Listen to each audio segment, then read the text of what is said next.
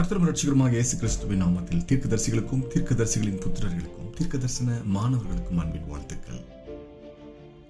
இந்த நாளின் பாடமானது உயிர்த்தெழுதலின் அறிவியல் என்கிற தலைப்பிலே சொல்லப்பட இருக்கிறது. இது தீர்க்கதரிசிகளுக்கு உண்டான ஒரு பாடசாலை. இந்த பாடசாலையிலே நான் மாணவர்களை சேர்க்கிற ஒரு நோக்கம், இயேசு கிறிஸ்துவிடம் உள்ள ஒரு தெய்வீக வல்லமையை உங்கள் மீது அனுப்புவதற்காகவே. கட்டுக்கதைகளை படிக்கிறதுனாலே குறி சொல்லுகிற ஆவி வெளிவரும் என்று வேதம் சொல்லுகிறது. தேவனுடைய வார்த்தையை படிக்கிறதுனாலே தீர்க்க தரிசன அபிஷேகம் வெளிப்படுகிறதா இருக்கிறது என்கிற உயரிய சிந்தனையோடு கூட நாம் பாடங்களை கற்றுக்கொண்டும் ஆராய்ச்சி செய்தும் வருகிறோம். அதன் அடுத்தபடியாக இந்த நாளிலே உயிர்த்தெழுதலின் அறிவியல் என்கிற தலைப்பிலே நாம் பாடங்களை கற்றுக்கொள்ள இருக்கிறோம். புதிய மாணவர்களையும் மாணவிகளையும் அன்போடு அழைக்கிறேன். தேவன் நம்மை ஆசீர்வதிப்பாராக. நாம் பாடத்திற்குள் செல்வோமா? ரோமர் 8வது அதிகாரம் 11வது வசனத்திலே, அன்றியும் இயேசுவை மரித்தோரிலிருந்து எழுப்பினவருடைய ஆவி உங்களில் வாசமாயிருந்தால், கிறிஸ்துவை மரித்தோரிலிருந்து எழுப்பினவர் உங்களில் வாசமாயிருக்கிற தம்முடைய ஆவியினாலே சாவுக்கேதுவான உங்கள் சரீரங்களையும் உயிர்ப்பிப்பார் என்று எழுதப்பட்டிருக்கிறது. இயேசுவை மரித்தோரிலிருந்து உயிரோடு எழுப்பினவருடைய ஆவி, இயேசுவை ஒரு ஆவியை உயிரோடு மறுபடியுமாய் எழுப்பினது என்று பார்க்கிறோம். அந்த ஆவி வேறு எங்கு வாசமாயிருக்கிறது என்று பார்க்கும் பொழுது, கிறிஸ்துவை மரித்தோரிலிருந்து எழுப்பினவர் உங்களில் வாசமாயிருக்கிற தம்முடைய ஆவியினாலே என்று எழுதப்பட்டிருக்கிறது.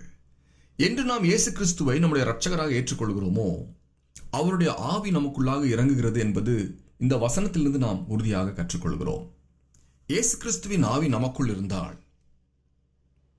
அது என்ன காரியங்களை செய்யும் என்கிற ஒரு தெளிவான அறிவியல் நமக்கு வேண்டுகிறதா இருக்கிறது. நான் அறிவியல் என்று சொல்லும் பொழுதுதான் நம்முடைய ஆன்மீக கண்கள் ஆழமாக உற்று நோக்குகிறதா இருக்கிறது. தொடர்ந்து நாம் கேட்டு வருகிற வழக்கமான பழக்கமான வார்த்தைகள் நம்மை எந்த விதத்திலும் உற்சாகப்படுத்துவதாக இருப்பதில்லை. இதுவே மனோ தத்துவ நிலையின் ஒரு நிலையாக இருக்கிறது. அதுவே நாம் ஒரு குறிக்கோளோடு அந்த வார்த்தையை உற்று கவனிக்கும் பொழுது ஒரு உற்சாகத்தின் அல்லது ஒரு ஆர்வத்தின் எண்ணம் நம்முடைய இருதயங்களிலே உண்டாகிறது. அந்த கோட்பாட்டின் அடிப்படையிலே நாம் கிறிஸ்துவை மரித்தோரிலிருந்து எழுப்பின ஆவியின் காரியங்களை இந்த நாளிலே கற்றுக்கொள்ளப் போகிறோம். வார்த்தையை படித்து கிரகித்தலே மாற்றங்களை உண்டு பண்ணும். கடவுளுக்கு ஒரு படத்தை கொடுத்து தியானிக்கிற காரியத்தை காட்டிலும் கடவுளின் வார்த்தையை தியானிப்பது நம்முடைய உள்ளான மனிதனை அல்லது அறிவு சார்ந்த நம்முடைய சிந்தனைகளை மேம்படுத்துவதாக இருக்கிறது என்பதை நாம் அறிந்து கொள்ளலாம். மேற்கத்திய நாடுகளிலே காணப்பட்ட ஒரு பழக்கமே அவர்களை அறிவியல் துறையிலே முன்னேற்றுவதாய் அமைந்துவிட்டது. அவர்கள் இயேசுவுக்கு உருவம் கொடுக்காமல் இயேசுவின் வார்த்தையை கவனித்து அதுவே உருவம் என்று வார்த்தையை உருவகப்படுத்தினபடினாலே அறிவியல் மற்றும் பல துறைகளிலே அவர்களுடைய முன்னேற்றம் வேகமாய் நடந்தேறியது. என்று நாம் கடவுளுக்கு ஒரு உருவத்தை கொடுக்காமல் வார்த்தை என்கிற தத்துவத்தை நாம் உள்வாங்கி கிரகித்து அதன் வழியாக கடவுளை தேடுகிறோமோ, அப்பொழுது நம்முடைய ஆன்மீக கண்கள் விரிவடைகிறதா இருக்கிறது. இதற்கு உதவியாக நான் சில மனோதத்துவ நிபுணர்கள் சொன்ன வார்த்தைகளை உங்களோடு கூட நான் பகிர்ந்து கொள்கிறேன். சூசன் கிராஸ் என்கிற ஒரு மனோதத்துவ நிபுணர் சொன்ன வார்த்தையை நான் உங்களுக்கு சொல்கிறேன். Literary fiction puts us inside the minds of others. Fiction gives us the opportunity to explore the subjective world of its characters என்று எழுதியிருக்கிறது. Reading fiction gives you social expertise, just as reading about science or history allows you to gain strength in those areas என்று அவர் சொல்லுகிறார். நான் இப்பொழுது வேதத்தை ஒரு fiction என்கிற நோக்கத்திலே உங்களை படிக்கும்படியாக அழைக்கிறேன். மனிதர்களுக்கு கடவுள் கொடுத்த மிகப்பெரிய வரம் என்று நான் சொல்வது அவர்களுடைய கற்பனை சக்தி. ஒரு ஃபிக்ஷன் நாவலை ஒரு மனிதன் படிக்கும் பொழுது அவனுடைய நினைவுகள் வேகமாக சிந்திக்கிறதா இருக்கிறது. அவனுடைய மூளைக்கு அது புதிய உற்சாகத்தை தந்து அந்த முழு புத்தகத்தையும் உடனடியாக முழுவதுமாக வாசிக்க வேண்டும் என்கிற ஒரு எண்ணத்தை அவனுக்கு உண்டு பண்ணி ஃபிக்ஷன் புத்தகங்கள், நாவல்கள் செய்கின்றன.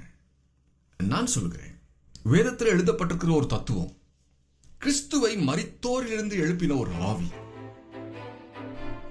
அந்த ஆவியே மிகப்பெரிய ஆச்சரியமான காரியங்களை மனிதர்களை கொண்டு மனிதர்களுக்காக செய்வதாக இருக்கிறது.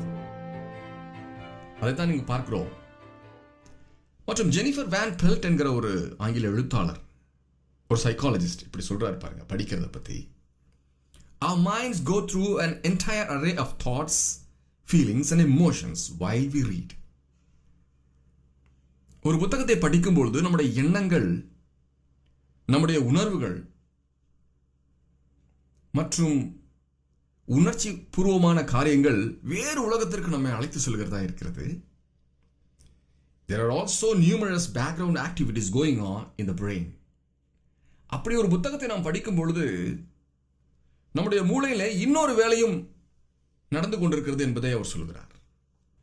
அவர் சொன்ன கூற்றையே நான் வேதத்தை ஒரு ஃபிக்ஷன் என்று எண்ணி அதை படிக்கும் பொழுது, குறிப்பாக இந்த கிறிஸ்துவை உயிரோடு எழுப்பின ஆவியை குறித்து நாம் கற்றுக்கொள்ளும் பொழுது அது உடனடியாகவும் அல்லது எதிர்காலத்திற்கு அடுத்த விளைவுகளை ஒரு மனிதனுடைய ஆத்மாவிற்குள்ளாக, குறிப்பாக தீர்க்க தரிசன மாணவர்களுடைய ஆத்மாவிற்குள்ளாக விதைப்பதாக இருக்கிறது. ஹல்லேலூயா. எனக்கு பிரியமான தீர்க்க தரிசன மாணவர்களே, நமக்கு கொடுக்கப்பட்ட வாழ்க்கை சக்கரத்திலே இயேசுவின் நாமத்தை கொண்டும் அவருடைய ஆவியை கொண்டும் மிகப்பெரிய காரியங்களை செய்வதற்காக ஒரு பயிற்சி கூடாரமான என்னுடைய கோட்பாடுகள் இருக்கு. இதை தொடர்ந்து நீங்கள் கவனித்து படித்து வருவீர்களேயானால் இந்த பயணத்திலே ஏதாவது ஒரு கட்டத்திலே உங்களை ஒரு விசேஷித்த ஆன்மீகவாதியாக, வல்லமை நிறைந்த ஆன்மீகவாதியாக அது மாற்றிவிடும். ஆமென். பாருங்கள், இயேசுவின் உயிர்த்தெழுதலை கற்பனை செய்வதே நம்முடைய ஆத்மாவை அமானுஷ்யமாக மாற்றிவிடுகிறது. அமானுஷ்யத்தை அதிகமாய் நேசிக்கிற ஒரு குறிப்பிட்ட ஜனங்கள் இந்த பூமியிலே என்றென்றும் உண்டு. அவர்கள் மற்ற சக மனிதர்களைப் போல சிந்திக்காமல் ஒரு ஆன்மீக வல்லமையை வெளிப்படுத்த ஆவல் உள்ள ஆவிகளாக அவர்கள் இந்த பூமியில் இருக்கிறார்கள். அப்படிப்பட்டவர்களை நான் பாராட்டுகிறேன், வரவேற்கிறேன். ஏனென்றால் அவர்கள் இயற்கைக்கு மேற்பட்ட ஒன்றை நான் அனுபவித்து செய்ய வேண்டும் என்கிற ஒரு உறுதியான மனநிலையை உடையவர்களாக இருக்கிறார்கள். நம்முடைய ஸ்கூல் ஆஃப் ப்ராஃபிட்ஸின் நோக்கமும் கூட இயேசுவின் நாமத்தையும் அவருடைய ஆவியையும் பயன்படுத்தி மிகப்பெரிய காரியங்களை நாம் எப்படி செய்ய முடியும் என்கிற ஒரு படிப்புக்கு, அறிவுக்கு ஏற்ற பாடங்களை நாம் கற்றுக்கொள்ள காத்திருக்கிறோம். ஹல்லேலூயா. இந்த வசனத்திலே பார்க்கிறோம், ரோமர் 8வது அதிகாரம் 11வது வசனத்திலே 2 காரியங்கள். ஒன்று, இயேசுவை மரித்தோரிலிருந்து எழுப்பினவருடைய ஆவி. இரண்டாவது, உங்கள் சரீரங்களையும் உயிர்ப்பிப்பார் என்றும் எழுதியிருக்கிறது. இந்த உலகத்தில் இருக்கிற எல்லா வேதங்கள் சொல்லுகிற கோட்பாடுகளையும் மிதமிஞ்சியதாக இந்த 2 கோட்பாடுகள் உண்டு. அது என்ன? ஒரு தரப்பினர் சொல்கிறார்கள், ஒரு மனிதன் மரித்து இன்னொரு அவதாரத்தை எடுத்துக் கொள்கிறான் என்று. இன்னொரு தரப்பினர் சொல்கிறார்கள், அவர்கள் தேவனுடைய தண்டனைக்காக காத்திருக்கிறார்கள் என்று.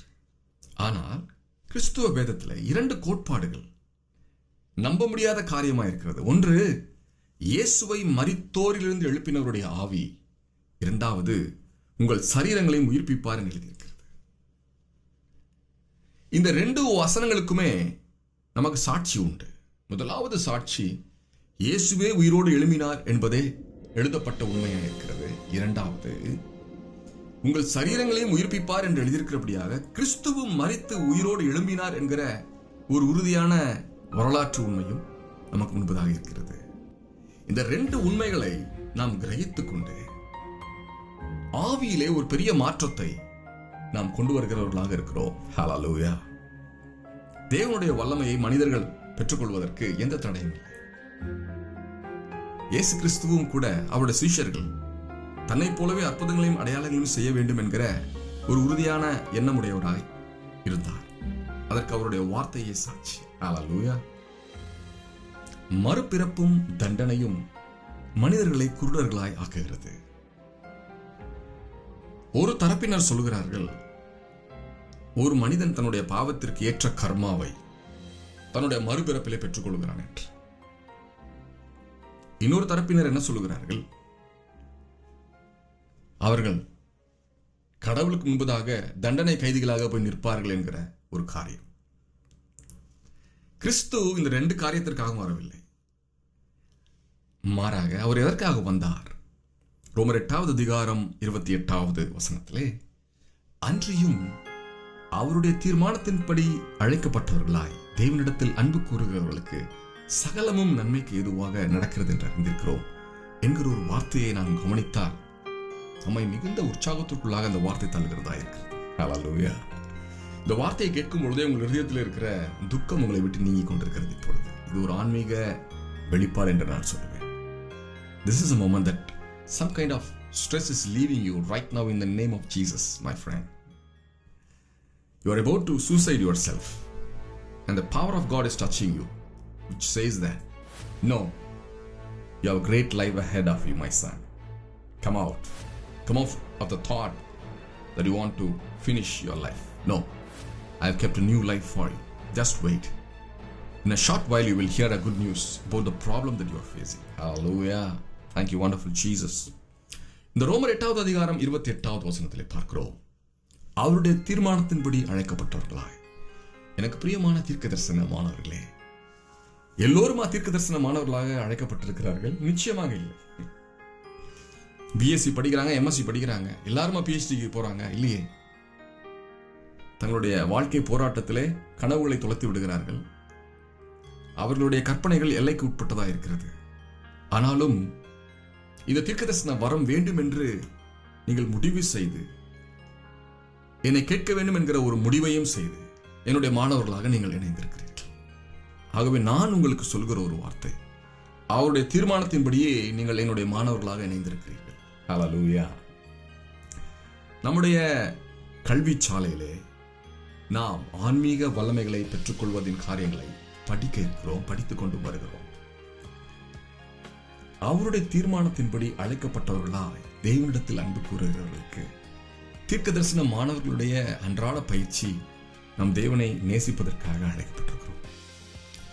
அப்படி நேசிப்பதன் மூலமாக நாம் விரும்புகிற ஒரு வரத்தை நமக்கு அவர் நிச்சயமாக கொடுப்பார். ஹல்லேலூயா. சுவிசேஷத்தின் மற்றொரு பக்கமே ரட்சிப்பு என்று நான் சொல்லுவேன். சுவிசேஷமும் ரட்சிப்பும் ஒரே குறிக்கோளை இரண்டு விதத்திலே அணுகுகிற வார்த்தைகளாக இருக்கிறது.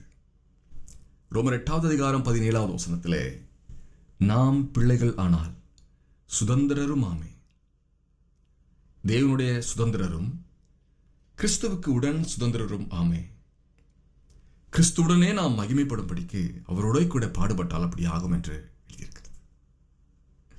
எனக்கு பிரியமான தீர்க்க தரிசனமானவர்களே, தேவனுடைய சுதந்திரராய் நாம் இருக்கிறோம் என்று எழுதியிருக்கிறது. ஆங்கிலத்தில் we are the heirs of Lord Jesus Christ. சுதந்திரவாளி, இயேசு கிறிஸ்துவின் சொத்துக்கு உரிமையாளனாக நாம் இருக்கிறோம். இங்கு பார்க்கிறோம், கிறிஸ்துவுக்கு உடன் சுதந்திரருமாறுமே என்று எழுதியிருக்கிறது. சர்வ வல்லமையுள்ள தேவன் தம்முடைய குமாரனுக்கு கொடுத்த மகிமையை எந்த குறைவும் இல்லாமல் அவருடைய குமாரனை ஆராதிக்கிறவர்களுக்கு கொடுக்க சித்தமாக இருக்கிறார். உங்களுக்கு அவருடைய ஆன்மீக வல்லமை வேண்டும். நீங்கள் இப்பொழுது ஆமென் என்று சொல்வீர்களே, ஆனால் நீங்கள் இரவு தூங்கும்போது, இன்று இரவு நீங்கள் தூங்கும்போது ஒரு தெய்வீக அனுபவத்தை உங்கள் தரிசனங்களிலே பெற்றுக்கொள்வீர்கள். ஹல்லேலூயா. 28வது வசனத்திலே, அன்றியும் அவருடைய தீர்மானத்தின்படி அழைக்கப்பட்டவர்களாய் தேவனிடத்தில் அன்பு கூறுகிறவர்களுக்கு சகலமும் நன்மைக்கு ஏதுவாக நடக்கிறது என்று அறிந்திருக்கிறோம் என்று எழுதப்பட்டிருக்கிறது. தீர்க்க தரிசனமானவர்களாகிய நாம் தேவனுடைய தீர்மானத்தின்படியே அழைக்கப்பட்டிருக்கிறோம்.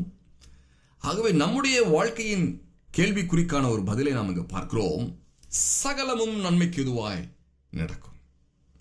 இப்பொழுது இருக்கிற தீமையும் கூட நன்மையாக மாறுகிற ஒரு வல்லமையை தேவனுடைய வார்த்தை மாற்றுகிறதா இருக்கிறது. ஹல்லேலூயா. அதே போல இந்த வார்த்தையிலே மறைந்திருக்கிற தெய்வீக வல்லமையை நான் உங்கள் மீது கட்டவிழ்க்கிறேன் இயேசுவின் நாமத்தினாலே. சகலமும் நன்மைக்கு எதுவாக நடக்கிறதற்கு தேவன் உங்களை அனுப்புவார். சகலமும் நன்மைக்கு எதுவாக நடக்கிற நாட்கள் உங்களுக்கு முன்பதாக வைக்கப்பட்டிருக்கிறது. ஆமென் என்று சொல்லுவோமா? ஆமென். குமாரனின் சாயலும் தீர்க்க தரிசனமானவர்களும். தம்முடைய குமாரன் அநேக சகோதரருக்குள்ளே முதற் பேரானவராய் இருக்கும் பொருட்டு தேவன் எவர்களை முன்னறிந்தாரோ அவர்களை தமது குமாரனுடைய சாயலுக்கு ஒப்பாயிருப்பதற்கு முன் குறித்திருக்கிறார். எனக்கு பிரியமான தீர்க்க தரிசனமானவர்களே, இந்த வார்த்தை நமக்காகவே எழுதப்பட்டிருக்கிறது. தீர்க்கதரிசிகள் யாரை போல ஆக வேண்டும் என்று வேதம் சொல்கிறது. தம்முடைய குமாரனுடைய சாயலுக்கு ஒப்பாக மாறத்தக்கதான ஒரு அழைப்பையே நாம் பெற்றிருக்கிறோம். இயேசுவை போலவே அற்புதங்களையும் அடையாளங்களையும் செய்கிற வல்லமையை நான் முன்னிறுத்துகிறேன். நாம் மனிதர்கள், நாம் உணர்ச்சிக்கு கட்டுப்பட்டவர்கள், நமக்கு கோபம் வருவோம், நாம் விழுந்து போகிறவர்கள். ஆனாலும் அவை எல்லாவற்றிலும் மேலாக நான் தீர்க்க தரிசன வசனத்தை, வல்லமையை நிறுத்துகிறேன். ஹல்லேலூயா. நான் முதன்மைப்படுத்த விரும்புவது எந்த ஒரு எண்ணத்தினால் என்று நீங்கள் என்னை கேட்பீர்களானால், ஒரு சபைக்கு நாம் செல்கிறோம், கர்த்தரை ஆராதிக்கிறோம், நம்முடைய வாழ்க்கை செழிப்பாக இருக்கிறது, பெரிய விடுதலைக்குள்ளாக நாம் இருக்கிறோம். அதுவே நம்முடைய வாழ்க்கையின் இறுதி வடிவமா? இல்லை. அதற்கும் மேலாக ஒரு தெய்வீக ஆன்மீக வல்லமையை கட்டவிழ்ப்பதற்காகவே நம்முடைய ஊழியம் ஸ்திரப்படுத்தப்பட்டிருக்கிறது. ஹல்லேலூயா. கர்த்தருடைய விசுவாசிகளை அதிசயங்களை செய்கிற வரங்களை பெற்றவர்களாக மாற்றுவதே நம்முடைய பாடசாலையின் பிரதானமான நோக்கமும் அழைப்புமாயிருக்கிறது. ஹல்லேலூயா. இங்கு பார்க்கிறோம், தமது குமாரனுடைய சாயலுக்கு ஒப்பாயிருப்பதற்கு முன் குறித்திருக்கிறார் என்று எழுதியிருக்கிறது. எனக்கு பிரியமான தீர்க்க தரிசனமானவர்களுக்கு இந்த நாளிலிருந்து அவருடைய குமாரனை போலவே நடப்பதற்குரிய தேவையான சிந்தனை இயேசு கிறிஸ்துவின் நாமத்தினாலே நான் அனுப்புகிறேன். Think like Jesus, act like Jesus, work like Jesus, praise like Jesus. Hallelujah. அதற்காக அவர் நம்மை எப்படி ஆயத்தம் பண்ணியிருக்கிறார்? எவர்களை முன் குறித்தாரோ அவர்களை அழைத்தும் இருக்கிறார். எவர்களை தீர்க்கதரிசிகளாய் ஆக வேண்டும் என்று முன் குறித்திருக்கிறாரோ அவர்களை என் மூலமாக அழைத்திருக்கிறார். எவர்களை அழைத்திருக்கிறாரோ அவர்களை நீதிமான்களாக்கியும் இருக்கிறார். எவர்களை நீதிமான்களாய் ஆக்கினாரோ அவர்களை மகிமைப்படுத்தியும் இருக்கிறார் என்று எழுதப்பட்டிருக்கிறது. ஹல்லேலூயா. இனி வருகிற நாட்களிலே கர்த்தருடைய ஆவியானவர் சொல்லுகிறார், இந்த தீர்க்க தரிசன பாடங்களை கவனித்து வருகிற, அவருடைய சத்தத்திற்கு கீழ்ப்படிந்து தங்களை மாணவர்களாக்கி கொண்ட சிறியோரையும் பெரியோரையும் வருகிற நாட்களிலே தேவன் எப்படியாய் மாற்றப் போகிறார்?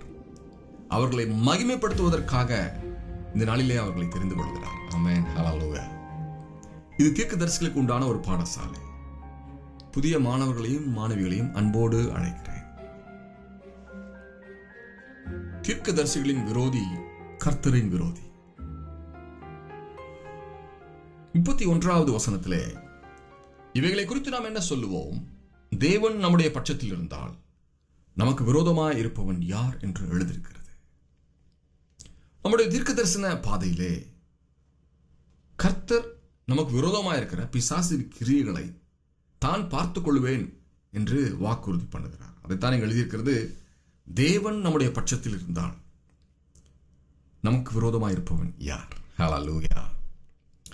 மற்ற எல்லாவற்றையும் என்பது தீர்க்க தரிசன வரத்தையும் குறிக்கும் என்று நான் சொல்கிறேன். 32வது வசனத்திலே தம்முடைய சொந்த குமாரன் என்றும் பாராமல் நம்ம எல்லோருக்காகவும் அவரை ஒப்புக் கொடுத்தவர் அவரோடு கூட மற்ற எல்லாவற்றையும் நமக்கு அருளாதிருப்பது எப்படி என்ற ஒரு கேள்வியை நமக்கு கேட்கிறார். இயேசு கிறிஸ்துவையே பலியாக நமக்கு ஒப்புக் கொடுத்த தேவன் அவருக்குள் மறைந்திருக்கிற அற்புதம் அடையாளம் செய்கிற வல்லமையை நமக்கு கொடுப்பது அதிக நிச்சயம் அல்லவா? ஹல்லேலூயா. அந்த வல்லமையே நம்முடைய பிரதானமான நோக்கமாக நாம் கொண்டிருக்கிறோம். பல நோக்கங்கள் கிறிஸ்துவத்திலே உண்டு. ஒரு அனாதை ஆசிரமத்தை நிறுவி அனாதைகளுக்கு பராமரிப்பு செய்வது, ஒரு கல்வி சாலையை நிறுவி கல்வி பணியை செய்வது, ஒரு ஆலயத்தை நிறுவி ஆராதனைக்கு உதவி செய்வது, பல அழைப்புகள் உண்டு. ஆனால் நம்முடைய தீர்க்க தரிசன பள்ளியின் பாடசாலையின் நோக்கமானது இயேசு கிறிஸ்து இந்த பூமியிலே செய்த மிகப்பெரிய அற்புதங்கள், அடையாளங்கள், இவைகளை செய்வதற்கு தேவையான ஒரு பயிற்சி கூடாரமாக நாம் செயல்பட்டு வருகிறோம். ஹல்லேலூயா. இங்கு பார்க்கிறோம், தேவன் தெரிந்து கொண்டவர்கள் மேல் குற்றம் சாட்டுகிறவன் யார் என்று எழுதியிருக்கிறது. தேவனே அவர்களை நீதிமான்களாய் ஆக்குகிறவர். ஆக்கினைக்குள்ளாக தீர்க்கிறவன் யார்? கிறிஸ்துவே மரித்தவர், அவரே எழுந்தும் இருக்கிறார், அவரே தேவனுடைய வலது பார்சத்திலும் இருக்கிறவர், நமக்காக வேண்டுதல் செய்கிறவரும் அவரே என்று எழுதியிருக்கிறது. எனக்கு பிரியமான தீர்க்க தரிசனமானவர்களே, இந்த தீர்க்க தரிசன பாதையிலே நம்முடைய சொந்த இருதயமே நம்முடைய பழைய காலத்தை, கடந்த காலத்தை வைத்துக்கொண்டு நம்மை மிரட்டுமையானால், அந்த சிந்தனைகளுக்கு நீங்கள் ஒரு முற்றுப்புள்ளி வைக்கத்தக்கதாக தேவன் கொடுத்திருக்கிற ஒரு வாக்கு தத்தம். ஆக்கினைக்குள்ளாக நம்மை தீர்க்கிறவன் யார்? கிறிஸ்துவே மரித்தவர், அவரே எழுந்தும் இருக்கிறவர், அவரே தேவனுடைய வலது பார்சத்திலும் இருக்கிறவர், நமக்காக அவர் வேண்டுதல் செய்வதன் நிமித்தம் நம்மேல் வர இருந்த பழிகள் அனைத்தையுமே சர்வ வல்லமையுள்ள தேவன் அவருடைய குமாரனின் மீது அனுப்பினபடியாலே நம்மை சுதந்திரமாக அவருடைய ஊழியத்தை செய்ய அழைத்திருக்கிறார். ஹல்லேலூயா. கர்த்தர் நம்மை நினைத்திருக்கிறார், நம்மை ஆசீர்வதிப்பார். தேவ புத்திரர்களுக்கும் தீர்க்கதரிசிகளுக்கும் ஒரு தொடர்பு உண்டு. ரோமர் 8வது அதிகாரம் 19வது வசனத்திலே, மேலும் தேவனுடைய புத்திரர் வெளிப்படுவதற்கு சிருஷ்டியானது மிகுந்த ஆவலோடு காத்துக் கொண்டிருக்கிறது. ஆங்கிலத்திலே, for the creation waits in eager expectation for the children of God to be revealed என்று எழுதியிருக்கிறது. தேவ புத்திரர்கள் வெளிப்படுவதற்காக இந்த உலகம் முழுவதுமாக ஆவலோடு காத்துக் கொண்டிருக்கிறது என்ற ஒரு வார்த்தையை பார்க்கிறோம். தெய்வ புத்திரர்கள் வானத்திலிருந்து இறங்குகிற தெய்வ புத்திரர்களா? இல்லை. என்று தீர்க்க தரிசனமானவர்கள் எழும்புகிறார்களோ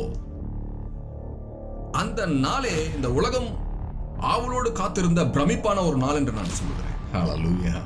அதைத்தான் இங்கு பார்க்கிறோம். For the creation waits in eager expectation for the children of God to be revealed என்று எழுதியிருக்கிறது. எனக்கு பிரியமான தீர்க்க தரிசனமானவர்களே, உங்கள் ஆவிக்குள்ளாக தேவனுடைய அக்கினியானது இப்பொழுது விதைக்கப்பட்டுக் கொண்டிருக்கிறது. நீங்கள் எழும்பி பிரகாசிக்கத்தக்கதாக தேவனுடைய ஆவியானவர் தன்னுடைய வார்த்தையினாலே உங்களை அபிஷேகம் பண்ணி கொண்டிருக்கிறார். நாம் தேவனுடைய வார்த்தையை தேவனாக பார்க்கும் பொழுது நம்முடைய ஆன்மீக கண்கள் விரிவடைகிறது. இந்த உலகம் காணக்கூடாத காரியங்களை நம்முடைய கண்கள் காண்கிறதா இருக்கிறது. அடுத்த 50 வருடங்களின் வரலாற்றை சொல்லத்தக்கதான ஒரு திட மனது நமக்கு உண்டாகிறது. ஹல்லேலூயா. அந்த ஆவி நிச்சயமாகவே உலகத்தை ஜெயிக்கும் என்று தேவன் சொல்கிறார். என்னை கேட்டுக்கொண்டிருக்கும் பொழுது பரிசுத்த ஆவியானவர் தன்னுடைய ஞானத்தின் அபிஷேகத்தினாலே உங்களை நிறைத்துக் கொண்டிருக்கிறார். ஆமென் என்று பெற்றுக்கொள்வோம். ஹல்லேலூயா. நீங்கள் கற்ற கல்வியை காட்டிலும் உங்களை மேன்மைப்படுத்த வல்லதாக இருக்கிறது தேவனுடைய தீர்க்க தரிசன அபிஷேகம் என்று நான் சொல்கிறேன். You will become God man, God woman. And the people will acknowledge you that you have certain creative powers in you, and they will give glory to the name of God and His Son, Lord Jesus Christ. Hallelujah. தேவனுடைய புத்திரர் வெளிப்படுவதற்கு சிருஷ்டியானது மிகுந்த ஆவலோடு காத்துக் கொண்டிருக்கிறது. இந்த உலகம் social மீடியாவினால frustrate ஆயிருக்குது. The world is frustrated because of the bombardment of the social media. They do not have any hope. The joy that have stays for few seconds, and then a great amount of stress is being imparted in their spirit and soul and body, and they become very weak. அப்படி அவர்கள் பலவீனமாய் ஆகும் பொழுது, என்னை ரட்சிக்க யாரும் இல்லையா, என்னுடைய ஸ்ட்ரெஸ்ஸை எடுத்து போறதுக்கு யாரும் இல்லையா என்று சொல்லி அவர்கள் ஓடுகிறார்கள், அலைகிறார்கள். அவர்களை திசை திருப்பும்படியாக தேவன் தன்னுடைய தீர்க்க தரிசன மாணவர்களை இந்த நாளிலே எழுப்பிக் கொண்டிருக்கிறார். ஹல்லேலூயா. நன்றியோடு துதிக்கிறோம் இயேசுவே. பில்லி சூனிய அலுவலகமும் தீர்க்க தரிசன பாடசாலையும் அதேனென்றால் சிருஷ்டியானது அழிவுக்குரிய அடிமைத்தனத்திலிருந்து விடுதலையாக்கப்பட்டு தேவனுடைய பிள்ளைகளுக்குரிய மகிமையான சுயாதீனத்தை பெற்றுக்கொள்ளும் என்கிற நம்பிக்கையோடு என்று எழுதப்பட்டிருக்கிறது. அழிவுக்குரிய அடிமைத்தனம் என்று வேதம் ஒரு வார்த்தையை போடுகிறது. அந்த வார்த்தைக்கு ஏற்ற ஒரு ஆங்கில வார்த்தையை நாம் ஆங்கில வேதாகமத்தில் தேடும்பொழுது எழுதப்பட்டிருக்கிற காரியம் முற்றிலும் வேறுபட்டதாக இருக்கிறது. நான் அதை படிக்கிறேன். In Romans chapter 8 verses 20 it is written, "For the creation was subject to frustration, not by its own choice, but by the will of the one who subjected it, in hope that the creation itself will be liberated from its bondage to decay and brought into the freedom and glory of the children of God." என்று எழுதியிருக்கிறது. தமிழிலே எழுதப்பட்டிருக்கிற வார்த்தைகளின் புரிந்து கொள்ளுதல் குறைவாகவே இருக்கிறது. அதில் என்ன எழுதப்பட்டிருக்கிறது? அதேனென்றால் சிருஷ்டியானது அழிவுக்குரிய அடிமைத்தனத்திலிருந்து விடுதலையாக்கப்பட்ட என்று எழுதியிருக்கிறது. ஆனால் ஆங்கிலத்திலோ for the creation was subjected to frustration. இப்பொழுது நடந்து கொண்டிருக்கிற ஒரு காரியம், எரிச்சலின் ஆவி, சலிப்பின் ஆவி இந்த பூமியின் முழுவதுமாக மூடி போட்டு விட்டது. எதிலுமே ஜனங்களுக்கு ஈடுபாடு இல்லை. மிகப்பெரிய சந்தோஷமும் ஆத்தும திருப்தியும் அவர்களுடைய எண்ணங்களில் இல்லை. அதன் விளைவாக, or I can say the side effect of frustration leads to people into greater amount of sickness, mental disease and so on. நம்முடைய இருதயம் அதிகமாக எரிச்சல் அடையும் பொழுது நம்முடைய சரீரம் பாதிக்கப்படுகிறது என்பது மருத்துவ ரீதியான உண்மையாக இருக்கிறது. இதற்கு ஏற்ற ஒரு தீர்வை நாம் வேதத்தின் அடிப்படையில் பார்க்கும் பொழுது, அது ஏனென்றால் சிருஷ்டியானது அழிவுக்குரிய அடிமைத்தனத்திலிருந்து விடுதலையாக்கப்பட்டு தேவனுடைய பிள்ளைகளுக்குரிய மகிமையான சுயாதீனத்தை பெற்றுக்கொள்ளும் என்கிற நம்பிக்கை என்கிற வார்த்தையை விதைக்கவே தீர்க்க தரிசன மாணவர்கள் அழைக்கப்பட்டிருக்கிறார்கள். ஜனங்களுடைய ஸ்ட்ரெஸ் லெவலை குறைப்பதே தீர்க்கதரிசிகளின் வார்த்தையின் வல்லமையா இருக்கிறது. ஹல்லேலூயா. நான் சொல்கிறேன், என்னை பார்த்து கொண்டிருக்கிற யாரா இருந்தார், உங்கள் இருதயத்திலே காணப்படுகிற the root of stress is cursed in the name of Jesus. I curse the root of stress in your life in the name of Jesus. It is leaving you now. Instead, your heart is filled with the Spirit of God. Or I can say, the nature of the Spirit of God is joy eternal. And right now I'm planting the joy of the Holy Spirit in your heart. As a result, the amount or the degree of your sickness is getting reduced to zero. Hallelujah.